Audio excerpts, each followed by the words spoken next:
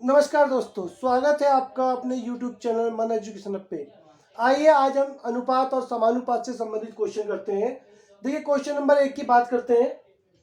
7500 रुपये को ए, बी और सी में इस प्रकार बांटिए कि ए और बी के भागों का अनुपात 5:2 हो तथा बी और सी के भागों का अनुपात 7:13 हो।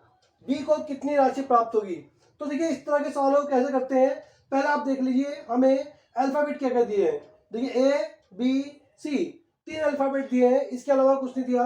तो आप इनको अनुपात में लिख लीजिए, ए, बी और सी। सबसे पहले देखिए ए और बी के भागों का अनुपात 5:2 दिया गया है। पहले ए बोला गया है तो ए का 5 और बी का 2 होगा, तो आप ए के नीचे 5 और बी के नीचे 2 लिख लीजिए। उसके बाद बी और सी का देता है, देखिए बी और सी का बाद में दिया है तो हम नीचे लिखेंगे उसको। 7 और 13 है, यानी बी 7 है और सी का अनुपात 13 है। तो देखिए बी 13 तो 7 यहां लिखा जाएगा और सी 13 है। तो देखिए अनुपात में सब, तो देखिए क्या करते हैं, जिसके बगल में छोड़ा गया है, जैसे सी, देखिए सी के बगल पे कुछ नहीं, सी में कुछ नहीं है और इसके सी में कुछ नहीं है और बी के बगल में छोड़ा गया है। तो देखिए जो होगा बगल में, जैसे 2 है तो वही हम यहाँ लिख देंगे 2। यहाँ पे देखिए ए में खाली स्थान दिया है, कुछ नहीं है, उसके बगल में 7 है तो हम यहाँ पर 7 लिख देंगे। तो देखिए क्या करते हैं, इसको गुणा कर लेते हैं।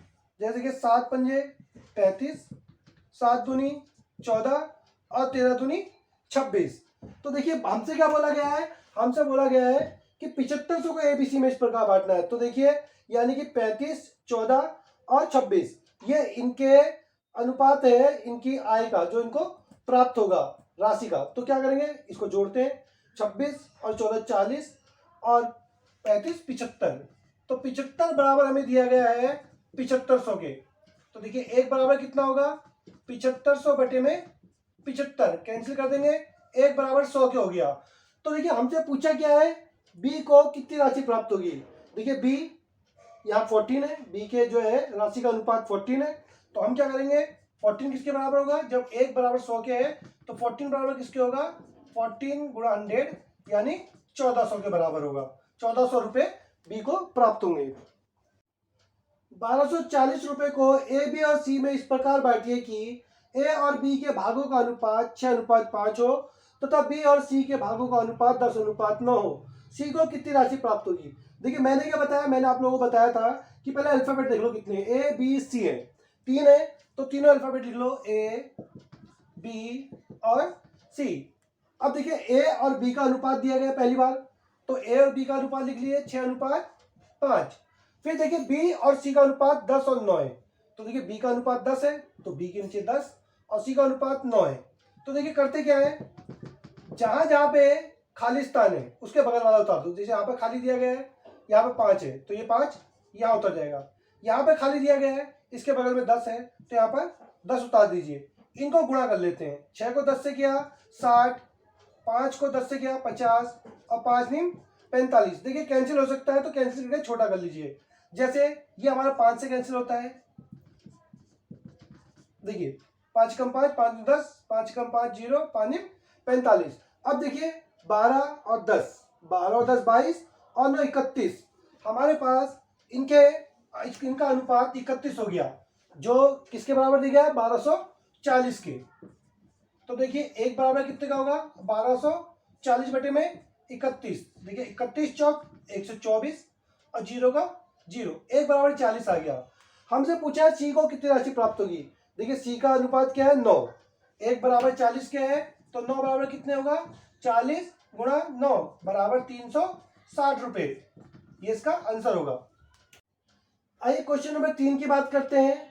ए, बी तथा सी के वेतन का अनुपात 3, 2 और 9 के अनुपात में है। यदि सी को बी से 2100 रुपये ज्यादा मिलते हैं तो ए का वेतन क्या होगा।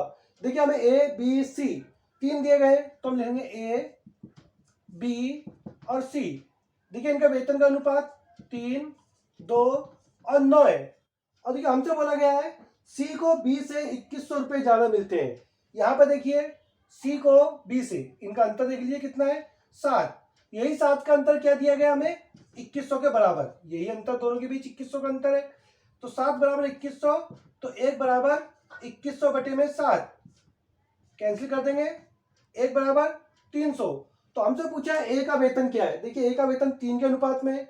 जब 1 बराबर 300 है तो 3 बराबर कितना होगा, 300 गुणा 3, तो इसको गुणा कर देंगे तो 900, यानी ए का वेतन 900 रुपये होगा।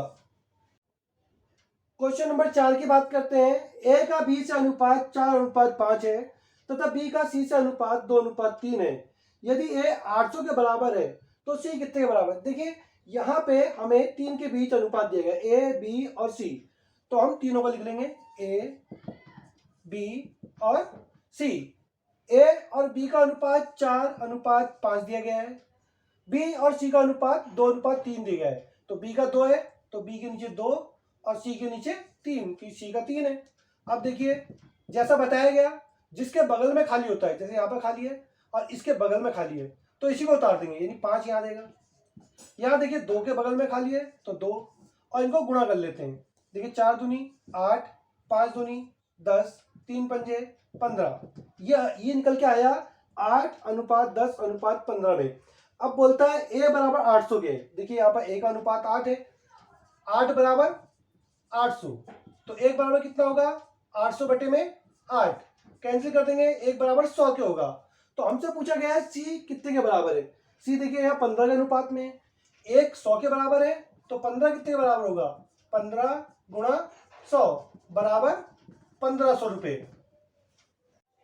क्वेश्चन नंबर 5 को देखते हैं। देखिए 3400 रुपये को ए बी सी डी में इस प्रकार विभाजित किया जाता है कि ए और बी के भागों, बी और सी के भागों, सी और डी के भागों के क्रमशः 2-3, 4-3 तथा 2-3 के अनुपात रहे।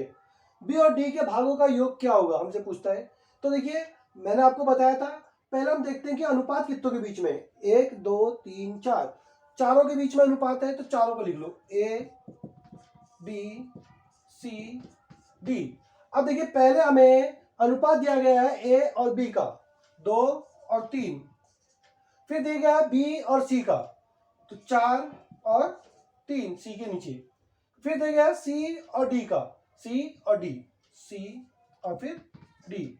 तो क्या कीजिए, अनुपात जो है लगा लीजिए। अब देखिए करते कैसे, मैंने आपको बताया था, जिसके बगल में छोड़ा गया है उसको उतार दे। देखिए 3 है, इसके बगल में छोड़ा गया है, तो आप यहाँ भी 3 और यहाँ भी 3 कर लीजिए।